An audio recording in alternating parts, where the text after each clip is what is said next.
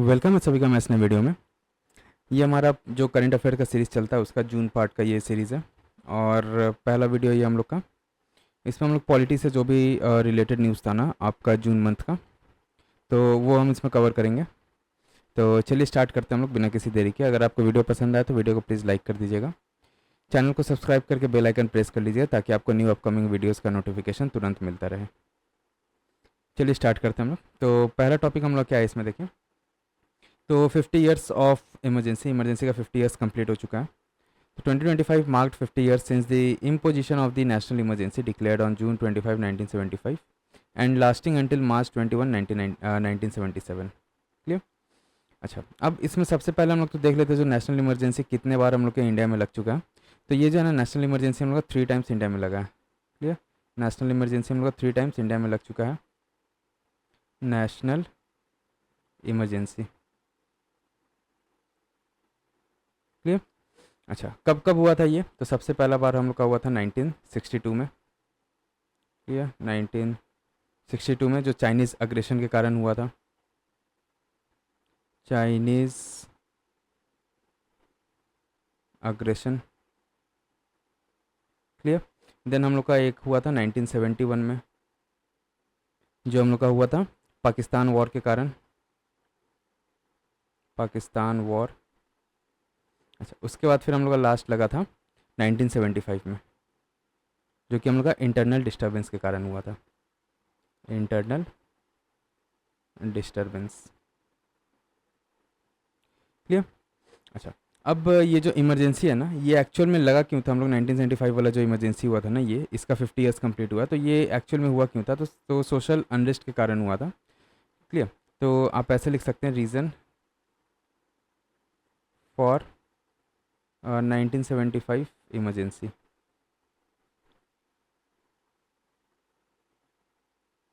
Clear.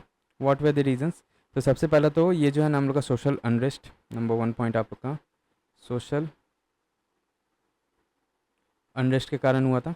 अब इसमें क्या हुआ था ना, लार्ज स्केल ऑफ प्रोटेस्ट हम लोग को देखने को मिल रहा था, स्ट्राइक्स वगैरह और डेमोन्स्ट्रेशंस हो रहा था। जो जेपी मूवमेंट है ना, जयप्रकाश नारायण, वो जेपी मूवमेंट लीड कर रहे थे और इसके लिए ना बहुत सारा क्वेश्चंस उठा था for the legitimacy of the Indira Gandhi's rule. Clear. JP Narayan जो जेपी नारायण जयप्रकाश नारायण है, वो यहाँ पे मूवमेंट लीड कर रहे थे ये वाला। क्लियर।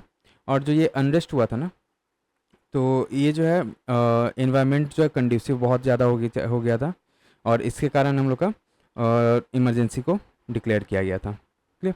जो गवर्नमेंट क्लेम करता है कि ये नेसेसरी था to restore the order. Clear. तो आप यहाँ पे ऐसा लिख सकते हैं बिकॉज ऑफ सोशल अनरेस्ट क्यों हुआ था? तो because of JP movement. Clear. Declared by Jayaprakash Narayan. Jayaprakash Narayan. ये जयप्रकाश नारायण क्वेश्चनिंग किस लिए किए थे ये मूवमेंट? तो questioning the legitimacy clear of Indira Gandhi's rule, of Indira Gandhi's rule. Clear. अच्छा, इसके बाद जो हम लोग का सेकेंड रीज़न क्या था? तो यहाँ पे ना हम लोग का पॉलिटिकल फैक्टर्स भी था कुछ। पॉलिटिकल फैक्टर्स में क्या था हम लोग का? Political factors. तो इसमें आप बोल सकते हैं जो इलाहाबाद हाई कोर्ट है ना, वो जो इंदिरा गांधी का इलेक्शन था उसको इनवैलिडेट कर दिया था in case of the state of UP versus Rajnarayan. Clear. और इंदिरा गांधी पे ना एक्यूजिशंस लगा था कि वो इलेक्टोरल का माने इलेक्शन का जो है ना मैल प्रैक्टिस कर रही है, और उनका जो रिस्पॉन्स था जजमेंट के लिए वो बहुत ही ज़्यादा पॉलिटिकल अनरेस्ट क्रिएट कर रहा था। क्लियर।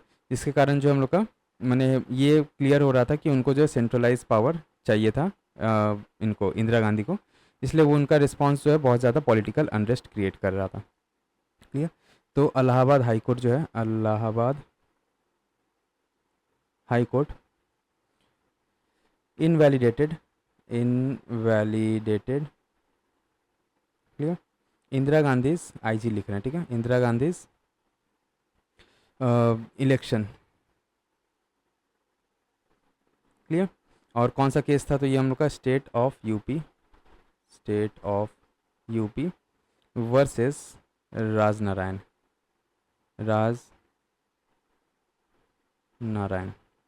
क्लियर। और इन पे क्या एक्यूजिशन लगा था, तो accusing her of malpractising the election, या इलेक्टोरल मैल प्रैक्टिस लिख सकते हैं, इलेक्टोरल मैल प्रैक्टिस। ठीक है। और इसके रिस्पॉन्स में इंदिरा गांधी का जो जो भी वो था ना हम लोग का एक्शन था, उसके कारण बहुत ही ज़्यादा पॉलिटिकल अनरेस्ट देखने को मिल रहा था। ठीक है। अच्छा, और एक थर्ड हम लोग का रीज़न था, आप यहाँ पे ऐसे मेंशन कर सकते दैट इकोनॉमिक क्राइसिस हुआ था 1971 वॉर के बाद। ठीक है। तो economic crisis, 1 second, economic crisis after the 1971 war. Clear. तो इसमें क्या हुआ था, हम लोग का कंट्री जो है ना वो बहुत ही बहुत ही ज़्यादा इकोनॉमिक डिस्ट्रेस का सामना कर रहा था, जिसमें हम लोग का इन्फ्लेशन देखने को मिल रहा था, अनएम्प्लॉयमेंट, फिर इकोनॉमिक स्टैग्नेशंस, फिर जो ग्लोबल ऑयल क्राइसिस है ना, इसके कारण भी इंडिया पे बहुत ही ज़्यादा प्रेशर आ रहा था। ठीक है। तो इसके कारण जो हम लोग का ये नेशनल इमरजेंसी जो 1975 में हुआ था ना, वो इम्पोज किया गया था। तो आप यहाँ पे ऐसे मेंशन कर सकते हैं that severe, clear, economic distress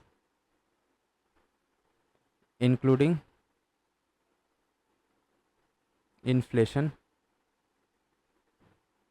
clear, economic stagnation,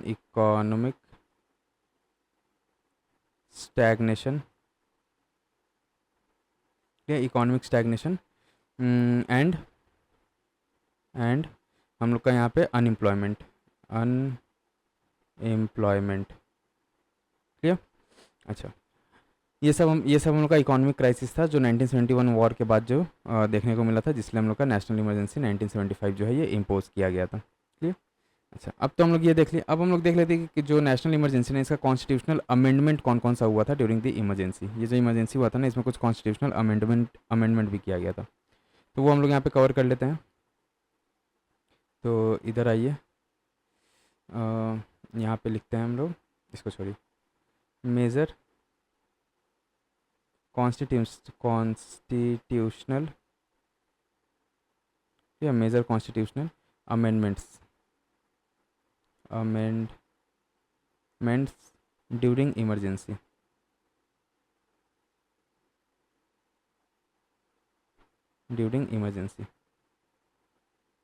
clear.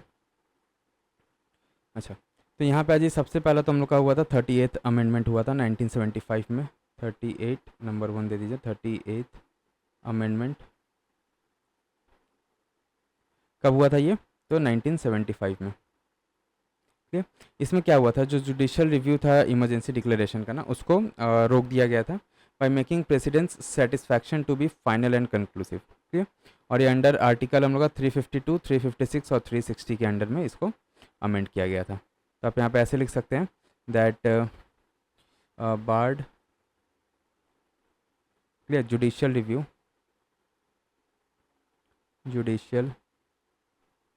Review of emergency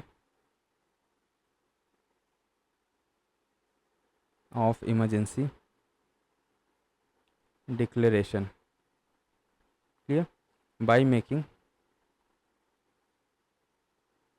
presidents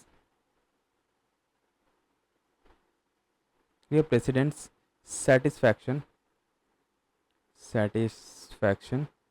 to be final and conclusive,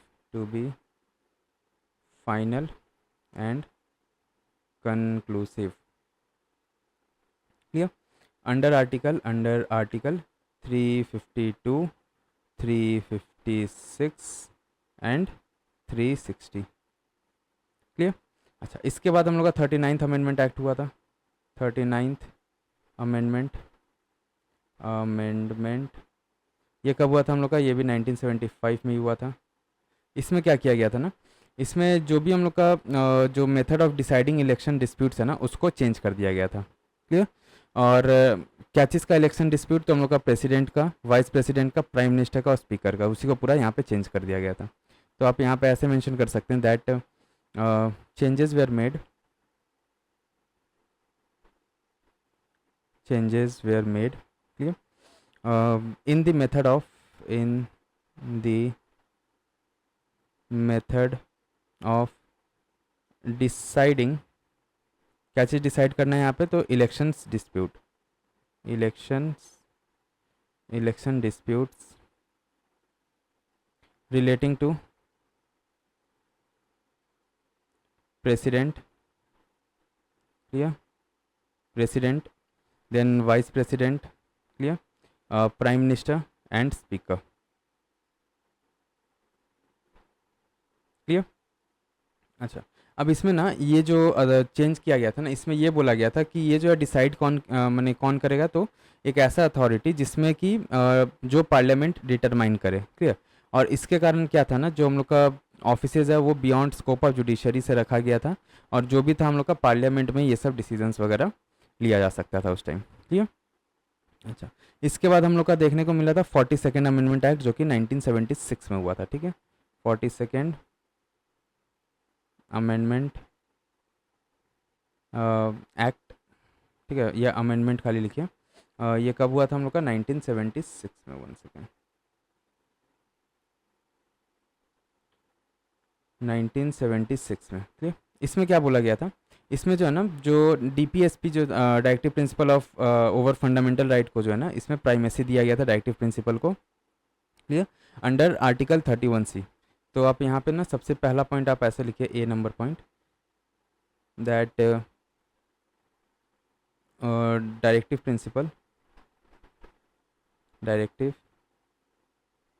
principal was given primacy, clear, over fundamental right, over fundamental rights, clear, okay. ये हो गया हम लोग का fundamental rights के ऊपर, ये under article 31C, clear, ये आप याद रखिएगा। अच्छा, इसके बाद और क्या किया गया था, जो सुप्रीम कोर्ट और हाई कोर्ट का जो पावर्स था ना, उसको कर्टेल कर लिया गया था, थोड़ा कम कर दिया गया था। कैसे, तो आप यहाँ पे ऐसे मेंशन कीजिए that powers of supreme court and high courts were curtailed, clear. जैसे कि हम लोग का जो आर्टिकल 32A है ना, उसको इंसर्ट किया गया था, जिसमें सुप्रीम कोर्ट का पावर जो है उसको डिनाई किया जा रहा था, to consider the constitutional validity of state laws, clear. और ये फिर 43rd अमेंडमेंट में इसको फिर हटा दिया गया था, क्लियर। तो आप यहाँ पे ऐसे मेंशन कर सकते हैं इसी के अंडर में that article 43A, clear, article 32A, article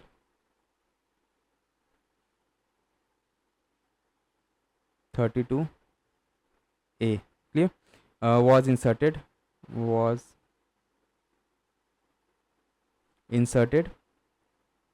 to deny Supreme Court, clear, to deny Supreme Court power, clear, Supreme Court power to consider the constitutional, to consider the constitutional, clear, to consider the constitutional validity of state laws, validity of state laws, clear.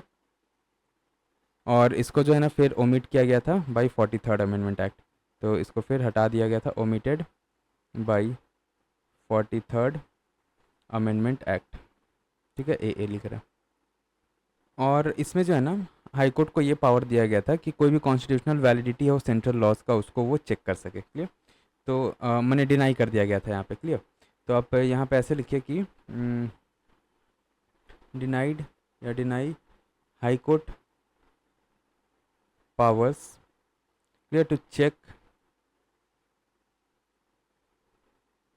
constitutional to check constitutional validity of central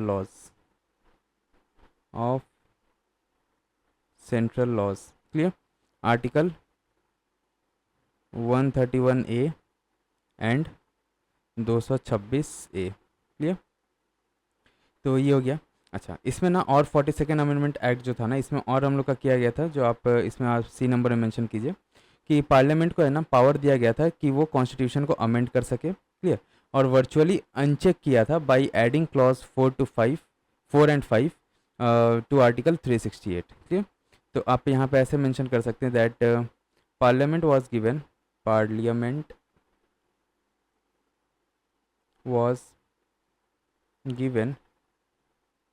power okay, parliament was given power to amend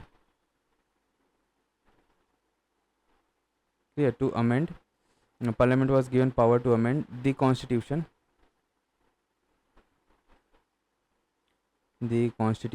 clear। Constitution और आप इसमें लिखिए इसमें virtually unchecked, virtually unchecked by adding clause 4 and 5 to article 368 clear. अच्छा, इसमें और क्या हुआ था, इमरजेंसी के बाद में जो सिविल लिबर्टीज़ और फंडामेंटल राइट है ना, उसको सस्पेंड कर दिया गया था क्लियर। जो हम लोग का एडीएम जबलपुर केस में जो मेंशन नोट किया हुआ उसमें ठीक है, मीडिया को सेंसर कर दिया गया था, और जो मास अरेस्ट देखने को मिल रहा था under the laws of MISA ठीक है, MISA। तो आप इसमें ऐसे मेंशन कर सकते हैं कि यहाँ पे आप मेंशन कर लीजिए, यहाँ पे ठीक है, यहाँ पे स्पेस है, यहाँ बता दे रहे हैं कि during emergency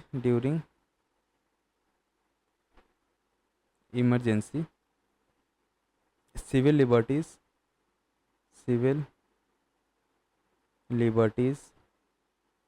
and civil liberties and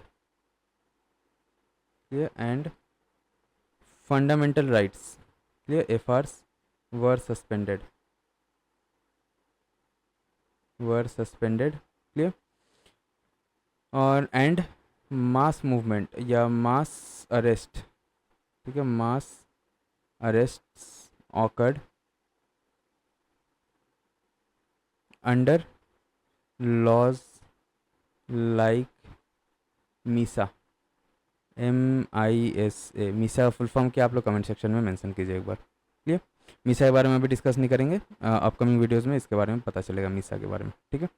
अच्छा, अब इसके बाद जो है ना इमरजेंसी के बाद क्या क्या रिफॉर्म्स आया था वो एक बार यहाँ पे हम लोग फटाफट चेक कर लेते हैं। तो आपका post emergency clear, post emergency reforms, post emergency reforms क्या क्या था। तो सबसे पहला तो शाह कमीशन इस्टेब्लिश किया गया था क्लियर। तो नंबर 1 में आप लोग शाह कमीशन लिखिए, शाह कमीशन क्लियर। ये हम लोग का इस्टेब्लिश किया गया था कब, तो मई 1977 में क्लियर। और इसमें जो है ना जैसे अब्यूजेस जो उस टाइम हो रहा था इमरजेंसी के टाइम में, स्टेरिलाइजेशन कराया जा रहा था, फिर गवर्नमेंट एम्प्लॉयज़ को जो है ना फोर्सिबली उनको रिटायर कर दिया जा रहा था, फिर सेंसरशिप ऑफ कोर्ट्स और पार्लियामेंट, ये सब जो है ना इसके अगेंस्ट में शाह कमीशन का फॉर्मेशन किया गया था क्लियर। अच्छा, इसके बाद जो हम लोग का 44th अमेंडमेंट में ना क्या क्या चेंजेस आया था इंटरनल इमरजेंसी में, वो एक बार हम लोग फटाफट यहाँ पे देख लेते हैं। तो changes brought after changes brought after internal emergency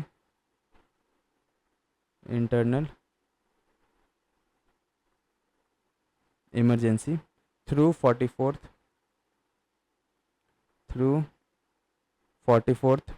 Amendment Act clear 1978। अच्छा, इसमें क्या क्या चेंजेस आया था, तो जो हम लोग का आर्टिकल 352 है ना उसमें कुछ चेंजेस आया था हम लोग का। तो इसमें आप ऐसे मेंशन कर सकते हैं दैट चेंजेस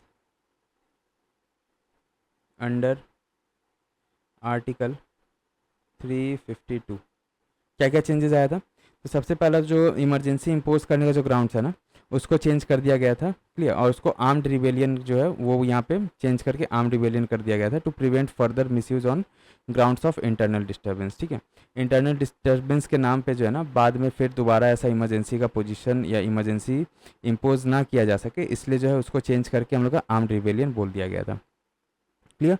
अच्छा, उसके बाद जो है हम लोग का सेफ गार्ड, जैसे हम लोग का union cabinet to communicate to president in writing जो है ना, ये हम लोग का ऐड किया गया था, जिसके कारण जो हम लोग का जो तुरंत तुरंत में जो डिसीजंस था ना, हैस्टी डिसीजंस इन फ्यूचर में ऐसा नहीं लिया जा सके, क्योंकि जो इमरजेंसी लगा था 1975 में, वो तुरंत यहाँ पे इंदिरा गांधी जी जो है ना, वो बस अनाउंस की थी और इमरजेंसी लग गया था। तो उसको अभी ख़त्म करने के लिए क्या किया गया था, यूनियन कैबिनेट को प्रेसिडेंट को राइटिंग में पहले देना पड़ेगा, उसके बाद ही कुछ ऐसा डिसीजन लिया जाएगा, क्लियर।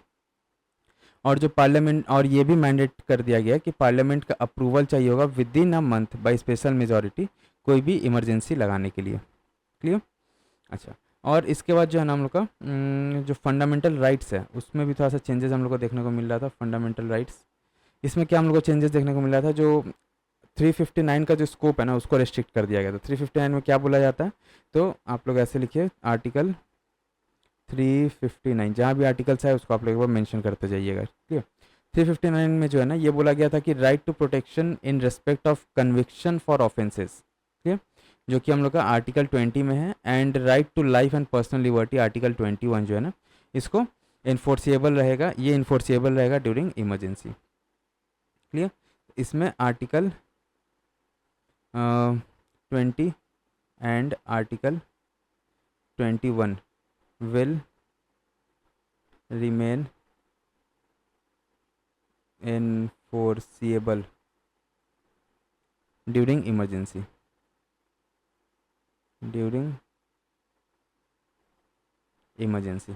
क्लियर। और जो राइट टू प्रॉपर्टी जो फंडामेंटल राइट था ना उसको हटा दिया गया था इसमें, और इसको एक कॉन्स्टिट्यूशनल राइट बना दिया गया था अंडर आर्टिकल 300A, क्लियर। तो इसको आप ऐसे मेंशन कर लीजिए दैट इसी में आर्टिकल, या ऐसे नहीं, आर्टिकल मत लिखिए, यहाँ पे लिखिए right to property, right to property, clear, was omitted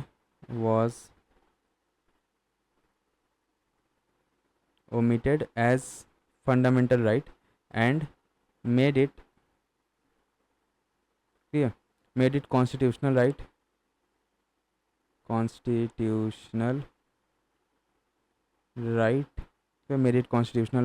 under article 300A, clear. अच्छा, उसका जो है आर्टिकल 257 उसका भी रिमूवल हम लोग को देखने को मिला था यहाँ पे, तो थर्ड नंबर में removal of article 257A, clear.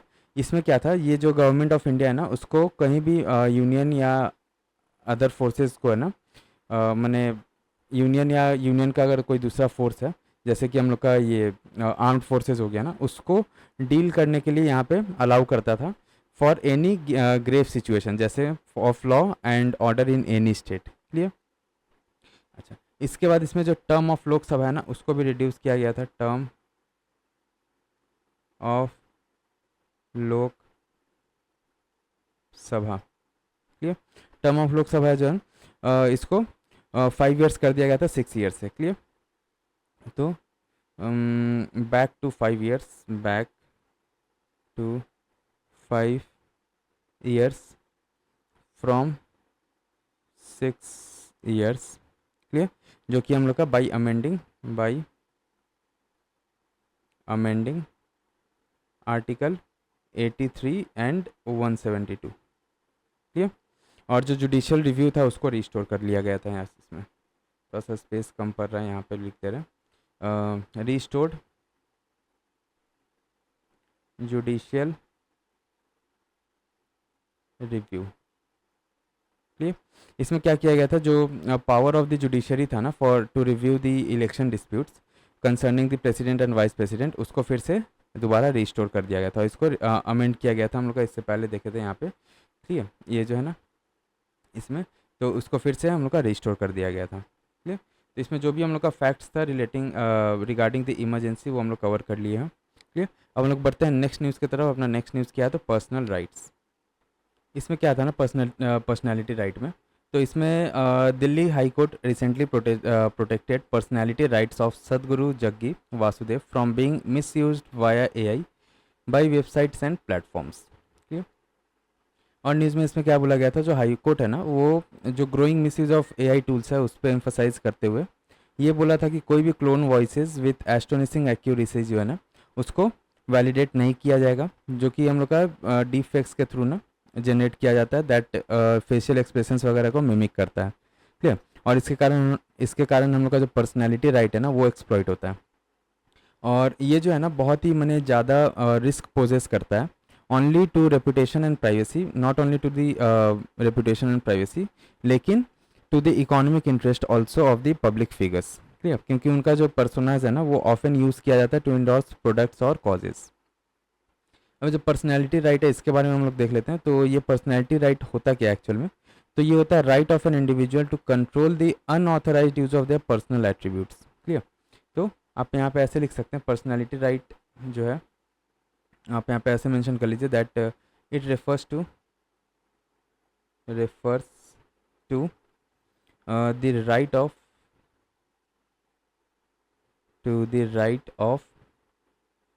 N individual of an individual, clear, to control the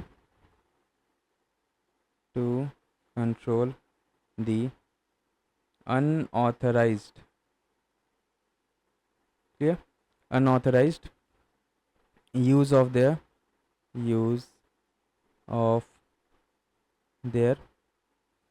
unauthorized use of their personal attributes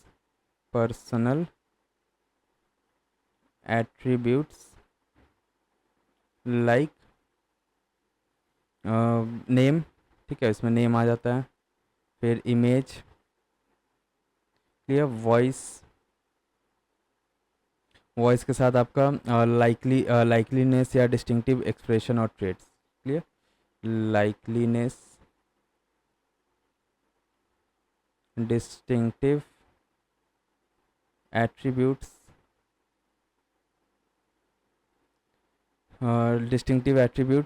या एक्सप्रेशंस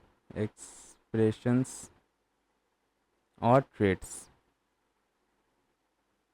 क्लियर। अच्छा, और ये राइट है ना, ये बोथ हम लोग कॉमर्शियल और नॉन कॉमर्शियल एस्पेक्ट्स दोनों में ये इंक्लूडेड रहता है।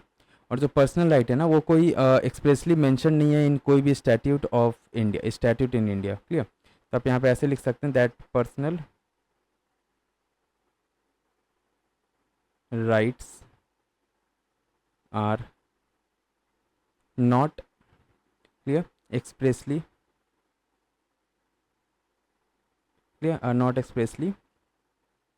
mentioned in any statute in India। Clear. अच्छा, इसके बाद ना आप ये भी बोल सकते हैं दैट कंपोनेंट ऑफ जो पर्सनल राइट्स है ना, क्या क्या कंपोनेंट्स आ जाता है, तो वो हम लोग यहाँ पे डिस्कस कर लेते हैं। Components of personal rights. Clear. तो इसमें ना सबसे पहला हम लोग का आता है राइट टू पब्लिसिटी। क्लियर। इसमें क्या होता है ना, ये पार्शियली और इनडायरेक्टली गवर्नड है by the statute like trademark act 1999 है और कॉपीराइट एक्ट 1957। तो इसके अंडर में ये इनडायरेक्टली या पार्शियली गवर्नड होता है। तो आप ऐसे लिख सकते हैं that it is governed partially और इनडायरेक्टली, पार्शियली और इनडायरेक्टली बाई स्टैट्यूट्स लाइक हम लोग का ट्रेडमार्क एक्ट 1957, कब का ये 1999 and copyright act 1957 clear.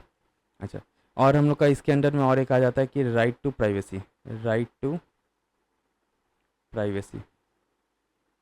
Clear. अब ये जो है ना, ये राइट कोई भी ऐसा एक पर्सनैलिटी को रिप्रेजेंट नहीं करता है, clear. To not have one's personality represented publicly without permission, clear. तो आप यहाँ पे लिख सकते हैं दैट ऐसे लिखिए, राइट टू नॉट हैव, ठीक है, right to not have one's personality represented publicly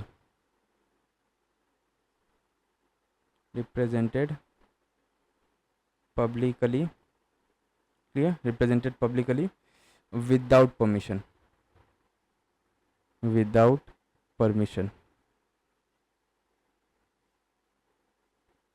clear. ये हो गया। इसका जो है ना, ये ब्रॉडली गवर्नड होता है under article 21 of the constitution and through the supreme court judgement in justice case Puttaswamy, clear. Retired case हम लोग का 2017 का ये। तो यहाँ पे आप ऐसे मेंशन कर सकते हैं दैट इट इज़ ऐसे लिखे, broadly governed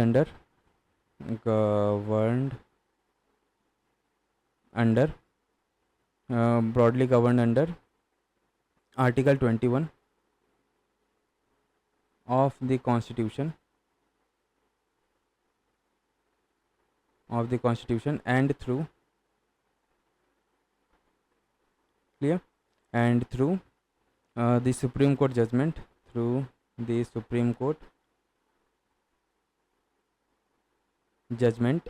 clear, in justice K.S. Puttaswamy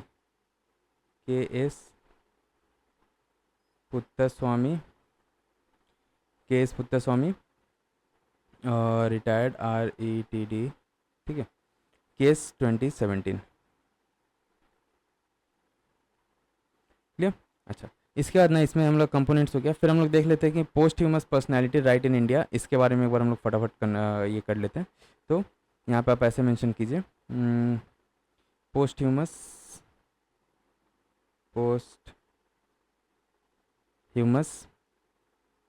personality, clear, post humus personality rights in India,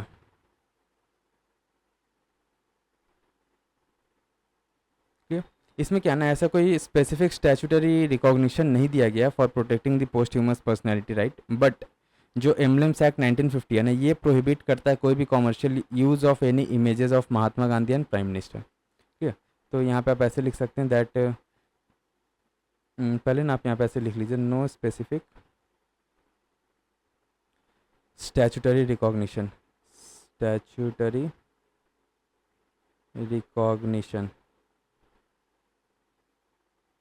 clear.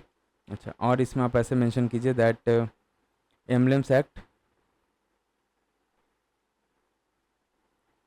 Clear, emblems act 1950 prohibits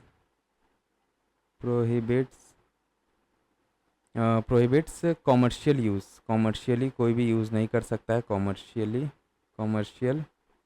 use of images, किसका, ऑफ महात्मा गांधी, ठीक है, Mahatma Gandhi and prime minister, clear. फिर एक हम लोग का जजमेंट था जिस दीपा जय कुमार वर्सेस AL विजय 2019 का जजमेंट है ये। इसमें ये बोला गया था, तो आप इसमें पहले मेंशन कर लीजिए दैट दीपा जय कुमार वर्सेस AL विजय, क्लियर। 2019 का जजमेंट है ये, 2019 जजमेंट। इसमें क्या बोला गया था, जो पर्सनैलिटी राइट है ना, या रेपुटेशन और प्राइवेसी जो एंजॉय करता है कोई भी person during his life time, वो ख़त्म हो जाता है जब उसका लाइफ टाइम ख़त्म होता है, तो क्लियर। तो आप यहाँ पे ऐसे मेंशन कर सकते हैं दैट पर्सनैलिटी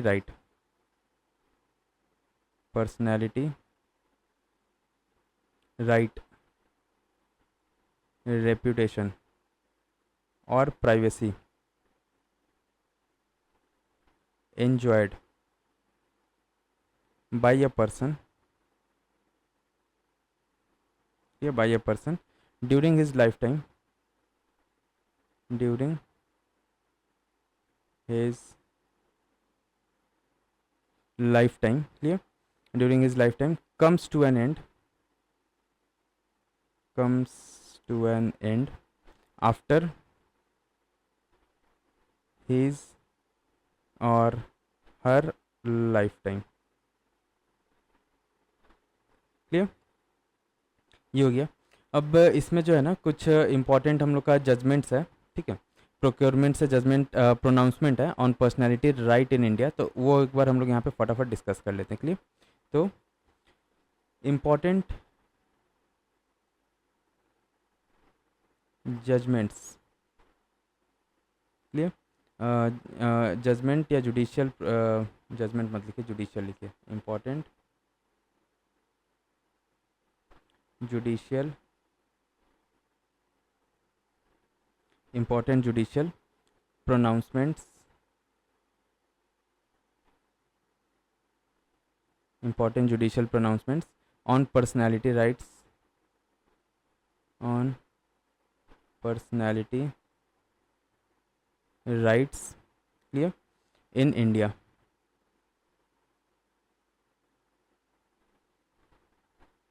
तो इम्पॉर्टेंट जुडिशियल प्रोनाउंसमेंट हम लोग फटाफट यहाँ पे कर लेते हैं, 3-4 हम लोग का है। तो सबसे पहले तो आप यहाँ पे लिखिए रजनीकांत वर्सेस वर्षा प्रोडक्शन, क्लियर। तो सबसे पहला हम लोग का है रजनीकांत वर्सेस वर्षा प्रोडक्शन, क्लियर। ये मद्रास हाई कोर्ट का है जजमेंट आपका, मद्रास हाई कोर्ट 2015, ठीक है। इसमें मद्रास हाई कोर्ट जो है ना वो ये बोला था कि कोई भी सेलिब्रिटी का नेम, इमेज या उसका जो स्टाइल है ना विदाउट एनी कंसेंट जो है वो कोई भी यूज़ नहीं कर सकता, कोई भी प्रोडक्शन हाउस या कोई भी इंडिविजुअल है उसको यूज़ नहीं कर सकता है, क्लियर। अगर यूज़ करता है तो पर्सनैलिटी राइट का वो वायलेशन होगा, क्लियर। अच्छा, उसके बाद हम लोग का एक आया था हम लोग का ICC development, ICC development international, international limited, clear, versus RV enterprises, enterprises, clear, 2003 का जजमेंट है ये, और ये दिल्ली हाई कोर्ट का है, clear, Delhi high court.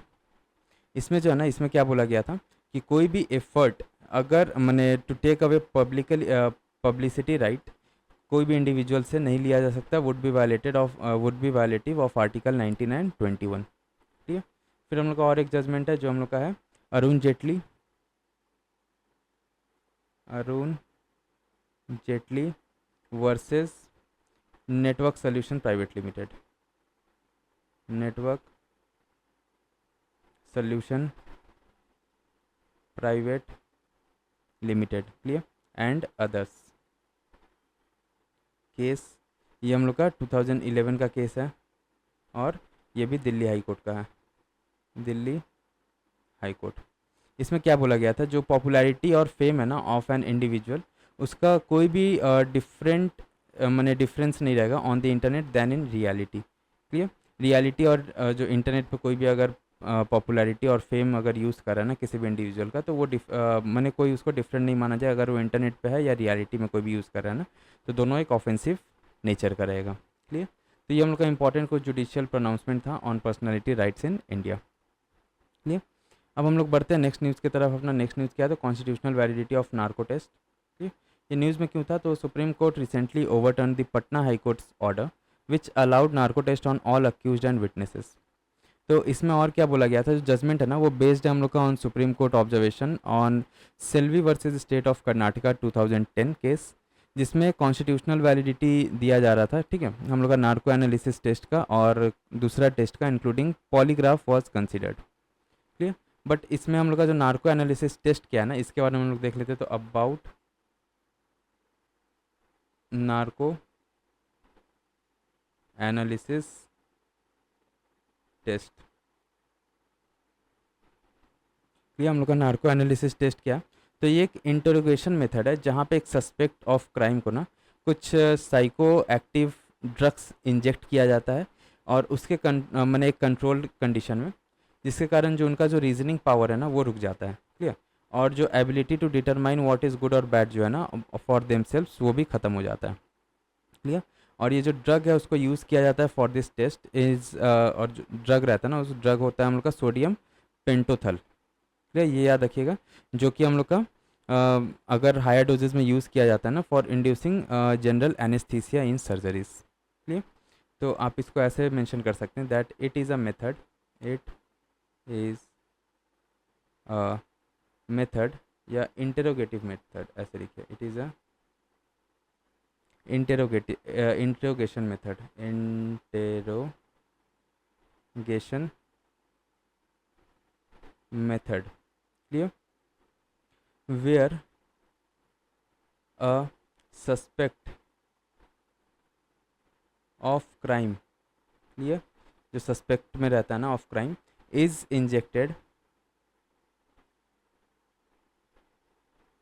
Injected with a psychoactive drug, with a psychoactive drug, clear, with a psychoactive drug under controlled condition, under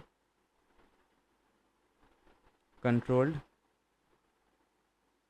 condition, clear, under controlled condition, to suppress, किस लिए, to suppress, एक minute है, to suppress, to suppress their reasoning power, their reasoning power and, clear, and other test, clear, क्या लिख रहे हैं हमें, other tests including polygraph, या एक मिनट यहाँ पे ना रीजनिंग पावर हुआ तो रीजनिंग पावर और एबिलिटी, लिखिए, ये ऐसे मत लिखिए, रीजनिंग पावर और एबिलिटी, रीजनिंग पावर और ability to determine what is good, yeah, what is good or bad for themselves,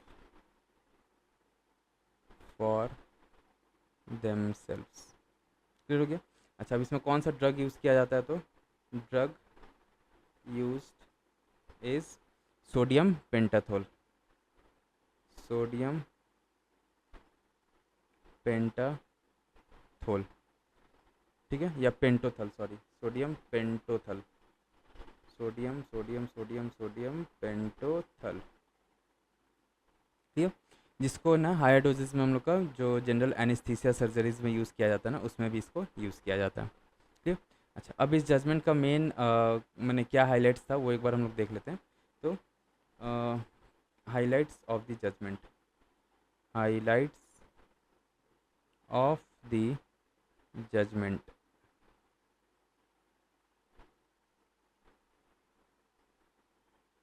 clear.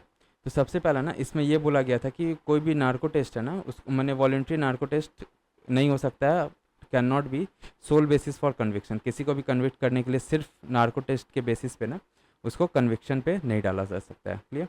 तो यहाँ पे आप मेंशन कीजिए that voluntary narco test can not be sole basis, clear, sole basis for conviction,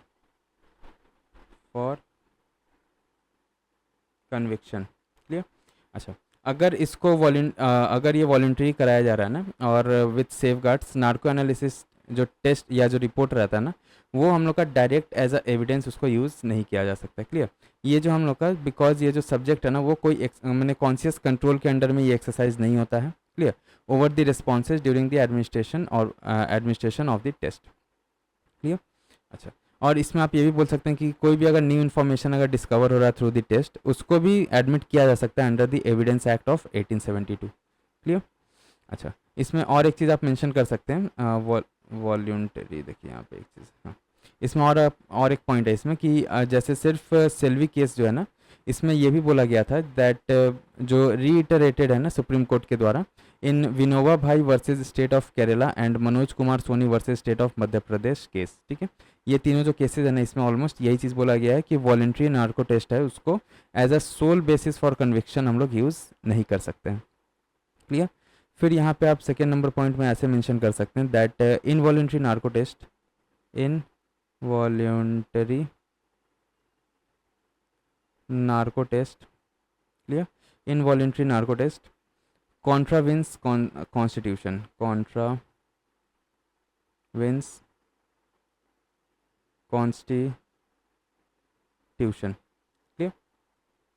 तो इसमें क्या बोला गया था ना, कोई भी जो ऐसा टेस्ट हो रहा है ना, वो हम लोग का आर्टिकल 20 सब क्लॉज 3 को है वायलेट करता है, क्योंकि उसमें क्या है, राइट अगेंस्ट सेल्फ इंक्रिमिनेशन जो है ना वो उसमें मेंशनड है, और आर्टिकल 21 जो राइट टू पर्सनल लिबर्टी है ना, इसको वायलेट करता है इस टाइप का केस। क्लियर? इनवॉलेंट्री अगर नार्को टेस्ट कॉन्ट्राविन मैंने अगर कराया जा रहा है तो। क्लियर?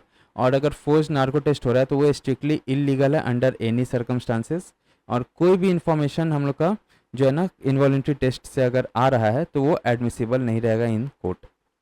क्लियर? ये चीज़ मेंशनड है। फिर आप इसमें ये भी बोल सकते हैं दैट थर्ड नंबर पॉइंट में कि लिमिटेड राइट्स,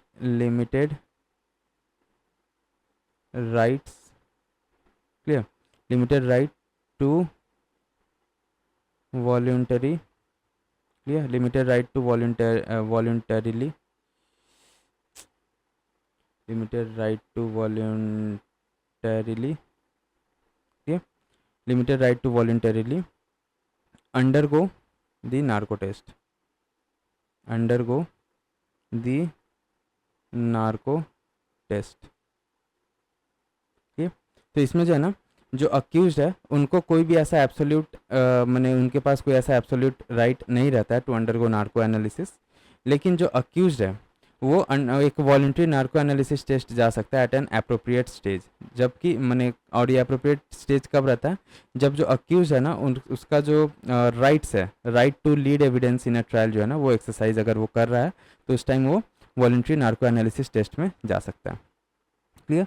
तो ये इसमें हम लोग का टोटल जो भी था ना नार्को एनालिसिस या नार्को टेस्ट का हम लोग यहाँ पे पॉइंट डिस्कस कर चुके हैं। क्लियर?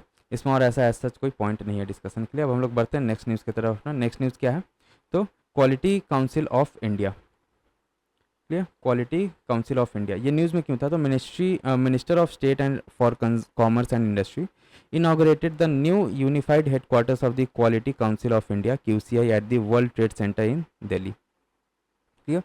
अब ये जो हम लोग का क्वालिटी काउंसिल ऑफ इंडिया है ना, इसके बारे में हम लोग देख लेते हैं। क्वालिटी काउंसिल ऑफ इंडिया, तो ये सबसे पहले तो इस्टेब्लिश हुआ था as a national body for accreditation in 1996। ठीक है?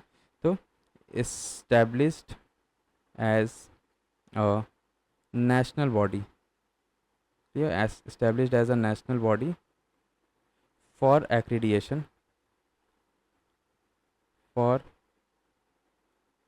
accreditation in 1996, in 1996। क्लियर? अच्छा, इसका मेन मिशन क्या था, मेन एम इसका क्या था, तो नेशन वाइड जो है ना क्वालिटी मूवमेंट को लीड करने का इन इंडिया। क्लियर? तो एम इसका आप ऐसे मेंशन कर सकते हैं, M to lead a nationwide, clear, to lead a nationwide quality movement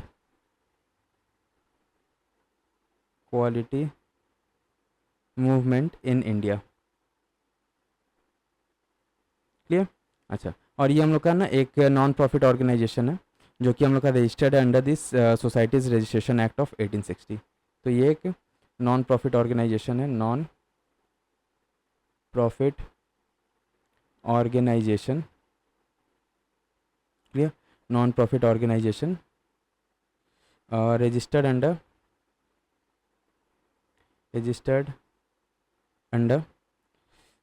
the society's registration under the society's registration act society's registration act of 1860। Clear. अच्छा, और ये हम लोग का सपोर्ट करता है पीपीपी मॉडल जो है, तो गवर्नमेंट ऑफ इंडिया और 3 प्रीमियर इंडस्ट्री एसोसिएशन है वो इसको सपोर्ट करता है एज अ मैंने पीपीपी मॉडल। क्लियर। तो आप ऐसे मेंशन कर सकते हैं that supported bye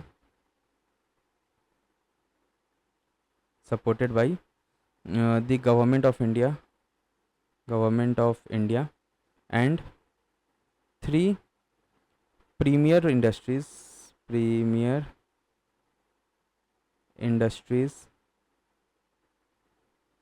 association. Clear. कौन कौन सा है वो, तो ASSOCHAM। क्लियर। देन CII और हम लोग का FICCI फिक्की। क्लियर। अच्छा, अब DPIIT जो है ना मिनिस्ट्री ऑफ कॉमर्स के अंडर में, ये जो है एक नोडल एजेंसीज को बनाया गया था for all the matters connected with the quality and QCI। ठीक है। तो आप यहाँ पे ऐसे मेंशन कीजिए that DPIIT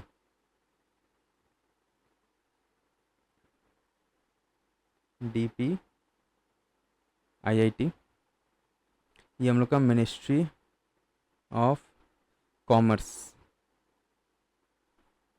ministry of commerce के अंडर में आता है। was made the nodal agency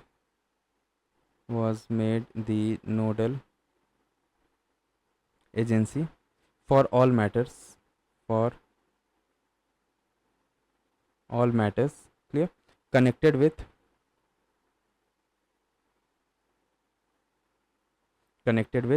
quality and QCI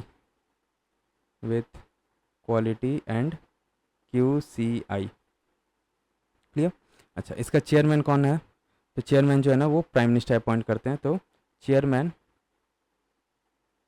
is appointed by prime minister. Clear. अच्छा, on the recommendation of the industries to the government. Clear. On recommendations of the industry to the government। Clear. अच्छा, उसके बाद ये हम लोग आ जाइए, ये हम लोग का स्वच्छ भारत मिशन में भी इसका रोल है, तो ये जो ना as a implementing agency act करता है। ठीक है। तो आप ऐसे लिखिए acts as an implementing agency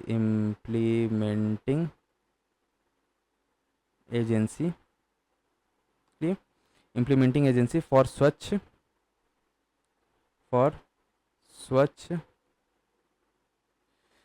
सर्वेक्षण clear स्वच्छ सर्वेक्षण सर्वे। क्लियर। to assess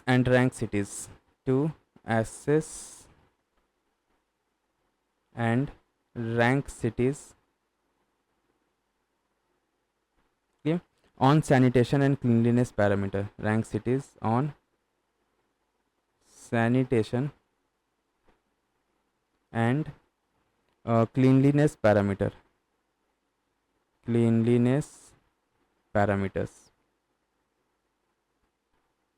clear.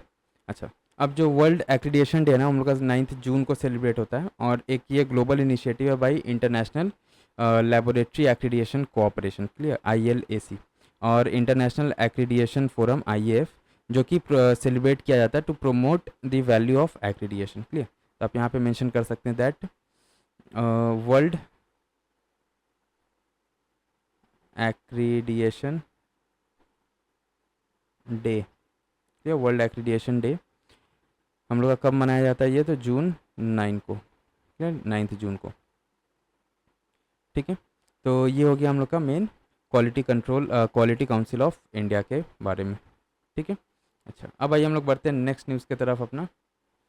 तो ये हम लोग का एसीनेट ऐप है ना, ये न्यूज़ में क्यों था? The election commission of India ECI use the new ECINET digital platform during recent by election जो हुआ था ना 5 असेंबलीज में, 5 assembly constituencies across Kerala, Gujarat, Punjab and west Bengal. ठीक है, तो यहाँ पे एसीनेट ऐप का यूज़ किया गया था। अब एसीनेट ऐप है क्या एक्चुअल में? तो ये ना वन स्टॉप प्लेटफॉर्म है for timely voter turnout reporting. Clear, कितना वोटर्स आके वोट कर रहे हैं ना, वो सब वगैरह वो सब जो है इसमें आपका एंट्री किया जाता है। ठीक है, इससे पता चलता है हम लोग का। तो आप यहाँ पे ऐसे मेंशन कर सकते हैं that it is an app. Clear, यहाँ पे आप लिख लीजिए new one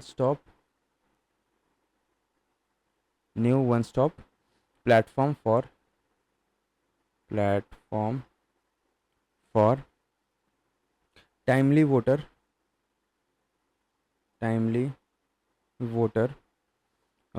voter turnout counting या रिपोर्टिंग लिख दीजिए। क्लियर। अच्छा, अब ये किसके अंडर में आता है? तो ये कंडक्ट ऑफ इलेक्शन रूल्स जो 1961 का है ना, उसमें ये मेंशन किया हुआ है कि जो प्रिसाइडिंग ऑफिसर रहता है उनके पास फॉर्म 17C रहता है। ठीक है, जो बूथ लेवल एजेंट्स के मैंने को दिया जाता है, नॉमिनेट किया जाता है बाई पॉलिटिकल पार्टीज, जो ये पूरा जो प्रेजेंट करते हैं at the polling station at the close of the polls. ठीक है, जो उसमें कितना वोटर्स आ रहे हैं, कितने लोग नहीं आए, कितने लोग एबसेंट है ना, ये सब उस फॉर्म 17C में मेंशन रहता है। क्लियर। तो ये आप ऐसे लिख सकते हैं that under the conduct of clear under the conduct of election rules 1961 के अंडर में जो है ना, इसमें इलेक्शन कमिश्नर जो प्रिसाइडिंग ऑफिसर है उनको 17C जो फॉर्म है ना उसको भरना पड़ता है। अभी 17C फॉर्म है क्या? तो फॉर्म 17C ये क्या है? तो ये जो है ना फर्स्ट पार्ट इसमें रहता है जिसमें जितना भी इंफॉर्मेशन है related to the number of total number of electors कितने हैं। ठीक है, पोलिंग स्टेशन में कितने असाइन हुए हैं वो लोग, फिर टोटल नंबर ऑफ वोटर्स जो एंटर कर रहे हैं ना इन the register of for voters में, वो सब इसमें मेंशन रहता है। फिर नंबर ऑफ वोटर्स जो है जो वोट नहीं कर रहा है, ठीक है, not deciding not to vote, या number of voters not allowed to vote, वो सब हम लोग का फर्स्ट पार्ट में मेंशन रहता है। और second part of the form 17C में क्या मेंशन रहता है? जितना भी इंफॉर्मेशन है जैसे कि नाम हो गया कैंडिडेट का, फिर हम लोग का टोटल वोट्स कितना उनको मिला है, ठीक है, ये सब हम लोग का इसमें सेकेंड पार्ट में मेंशन रहता है। तो आप इसमें ऐसे लिख सकते हैं that first part of the form contains, या first part of the form contains. तो सबसे पहले इसमें लिखिए नंबर ए में रहता है आपका number of voters deciding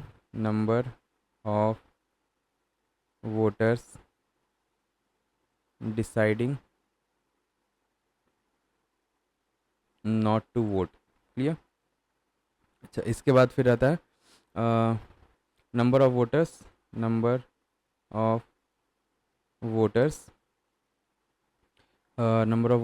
not allowed to vote. Clear, not allowed to vote. अच्छा, उसके बाद फिर हम लोग का क्या आता है? Total number of electors assigned, इसमें मेंशन रहता है total number of electors assigned.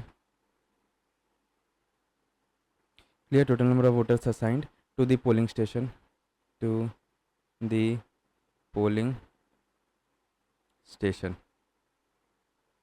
Clear. अच्छा, और इसमें और क्या रहता है इसमें मेंशन? तो total number of voters clear, total number of voters as entered in the register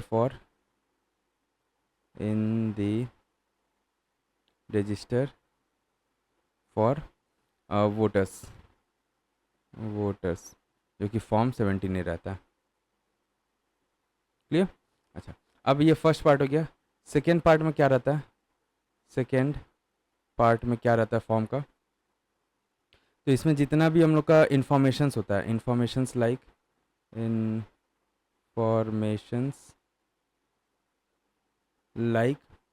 the name,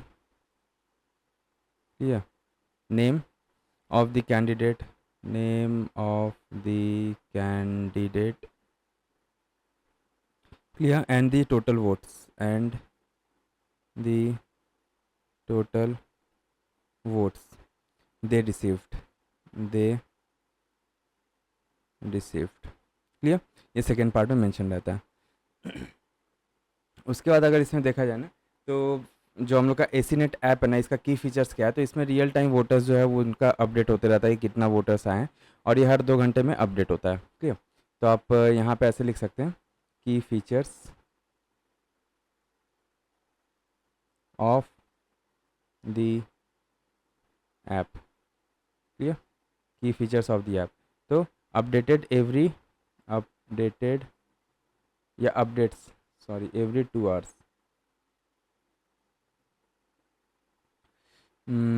ऐसे लिखिए, या अपडेटेड बाई, ऐसे लिखिए, updated by presiding officer, by presiding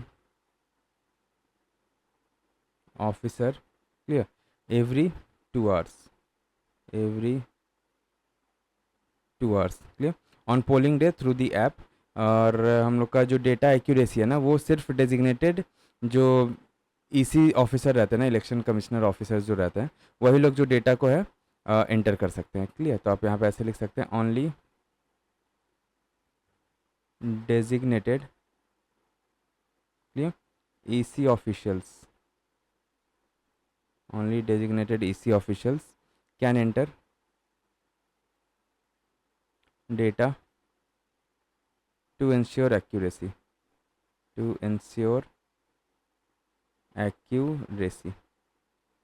clear।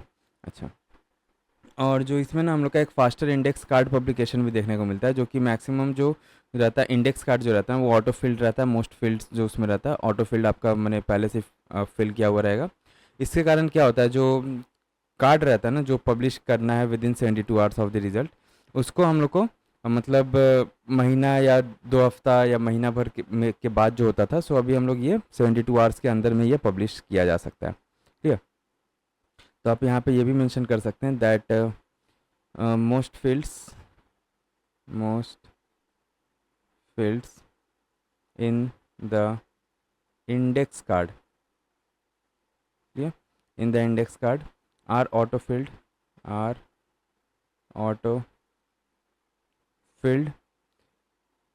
which allows, clear, the card which allows the card to be published within 72 hours, okay, within 72 hours, clear। और जी ये index card जो है ना यहाँ पे, ये हम लोग का कहाँ गया, इंडेक्स कार्ड, ये एक्चुअल में होता है क्या इंडेक्स कार्ड, तो इंडेक्स कार्ड, ये जो इंडेक्स कार्ड है ना हम लोग का, ये एक नॉन स्टैचूटरी पोस्ट है जो कि इलेक्शन का रिपोर्ट बनाता है और शेयर करता है with detailed constituency level elections का जो भी डेटा है ना, फॉर ऑल स्टेक होल्डर्स हो गया, इंक्लूडिंग रिसर्चर्स, एकेडमिक्स और पॉलिसी मेकर्स, ठीक है, इनको ये शेयर करता है। तो ये it is a non statutory, ऐसे लिख लीजिए, it is a non statutory, clear, it is a non statutory post election report that shares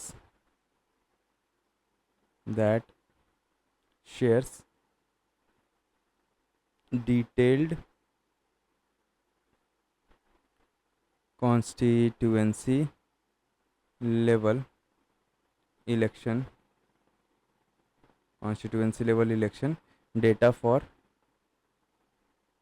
all stakeholders, clear, for all stakeholders हो गया, स्टेक होल्डर्स, फिर जिसमें हम लोग का रिसर्चर्स आ जाता है, रिसर्चर्स, ठीक, फिर एकेडमिक्स एंड आपका जो लोग पॉलिसी बनाते हैं, policy makers,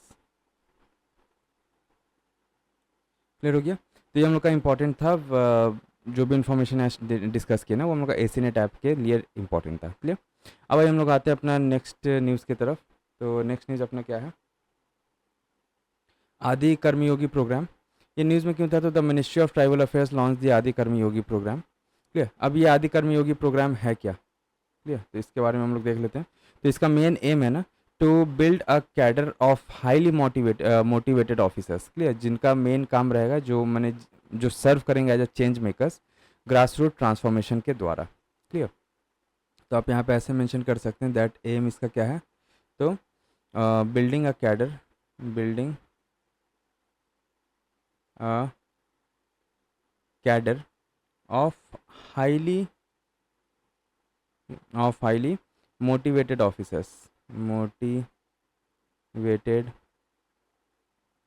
officers and change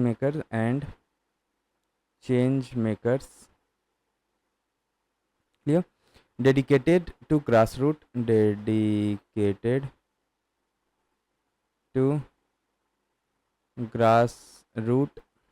transformation,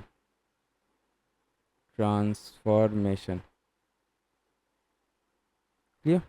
अच्छा, उसके बाद इसका मेन एम और इसमें बोल सकते हैं ना, तो ये जो है ना कैपेसिटी बिल्डिंग करेगा of about 20 lakh field level stakeholders का। और ये कैसे करेगा? तो by creating a batch of trainers and master trainers at the state, district and block level. Clear. तो आप इसका ऐसे ही बोल सकते हैं कि to take capacity building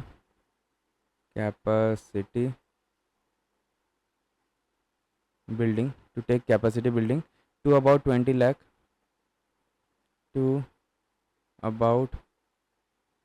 lakh field level 20 lakh field level stakeholders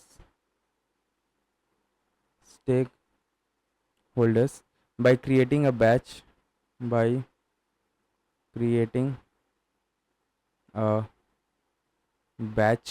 clear of trainers and master trainers at a state, district, clear, and block level clear. अच्छा, और इसका मेन टारगेट क्या है? तो 1 लाख ट्राइबल विलेज तक जो है ना, वहाँ तक पहुँचने का, और जो हैबिटेशंस है टोटल। तो आप यहाँ पे ऐसे बोल सकते हैं दैट टारगेट इसका क्या है? टारगेट तो to reach 1 lakh tribal villages and habitation। Clear. अच्छा, अब इसमें आ जाइए आपका और इसमें क्या बताएं? अच्छा, और एक पॉइंट मेंशन कर लीजिए इसका। और अगर आप ऑब्जेक्टिव या एम बोले ना इसका, तो ये बोल सकते हैं कि ये जो एक फंडामेंटल शिफ्ट है वो ये लाना चाहता है in the attitude and motivation of field level officers. Clear. तो it seeks to bring a fundamental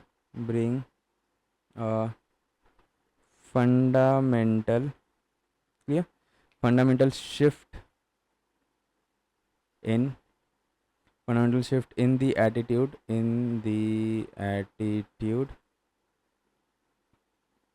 and motivation of field level officials. Clear. तो ये हम लोग का हो गया मेन आदि कर्मयोगी प्रोग्राम के बारे में। क्लियर। तो और आइए बढ़ते हैं नेक्स्ट। ओके, ये लास्ट था हम लोग का। तो यहाँ पे हम लोग का पॉलिटी से रिलेटेड जो भी इम्पोर्टेंट था ना हम लोग का जून मंथ के लिए, वो हम लोग यहाँ पे कवर कर लिए हैं। और फिर जो है नेक्स्ट मंथ के लिए हम लोग फिर 10-15 दिन बाद फिर एक नया आएगा, वो हम लोग का जुलाई मंथ का रहेगा। क्लियर। तो चलिए आज वीडियो को यहीं पे ख़त्म करते हैं। और अगर आपको वीडियो पसंद आए तो वीडियो को लाइक कर दीजिएगा, चैनल सब्सक्राइब करके बेल आइकन प्रेस कर लीजिएगा, जिससे आपको अपकमिंग वीडियो का नोटिफिकेशन मिलता रहे। मिलते हैं हम लोग अगले वीडियो में, तब तक के लिए आप लोग रिवाइज करते रहिए।